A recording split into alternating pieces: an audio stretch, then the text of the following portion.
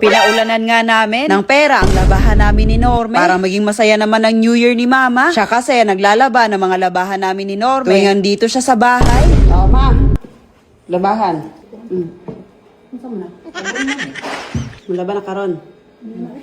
Wala pa na ron, kaya malako na mi. Walang laman yan, but excited ka? Ah.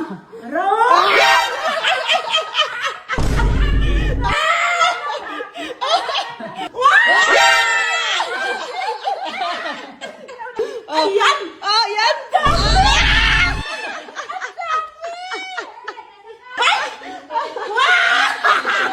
Peso!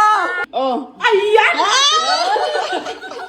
Oh, magkano lahat ng nakuot mo? Grabe, ang dami palang pera sa labahan. Wow, sana all! 6,000! Wow! Plus, ito pa!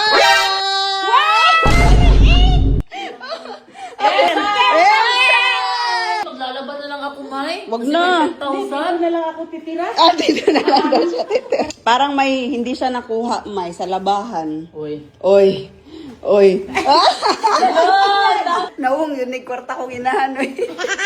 Oh, pero yung paglalaba niya, guys, ito, automatic na. Pumupunta pa rin siya doon sa third floor para isampay. Maagang magising kasi. Gising! Ah! Blessing! Ala!